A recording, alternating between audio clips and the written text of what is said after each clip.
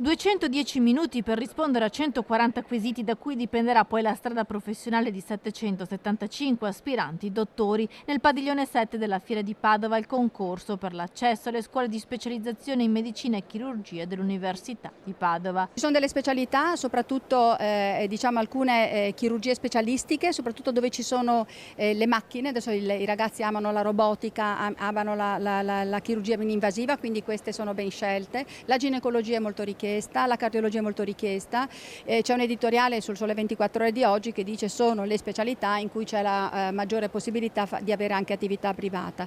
Io non penso che sia solo quello, io penso che il fatto di rinunciare, negli ultimi 3 anni abbiamo visto un calo dell'interesse per la chirurgia, per l'anestesia, per la medicina di emergenza e urgenza, che vuol dire pronto soccorso, sia dovuto al fatto che sono scuole impegnative, che il lavoro del medico, più che la scuola in sé per sé, il lavoro del medico con questa specialità è un lavoro impegnativo e i ragazzi e le ragazze oggi probabilmente hanno delle aspettative diverse e preferiscono qualche cos'altro nella loro vita e nella loro qualità di vita rispetto, lo devo dire, al sacrificio che c'è sempre stato ad essere medico. Le scuole di specializzazione attivate dall'Ateneo Patavino sono 48, quelle con i numeri più alti di posti sono anestesia e rianimazione, pediatria, medicina interna, medicina d'urgenza e chirurgia vascolare. In questi ultimi anni, dopo il Covid e dopo i posti ministeriali con il PNRR, il rapporto dei candidati che entrano è circa di 1 a 1, quindi ciascuno di loro ha la possibilità di accedere ad un posto con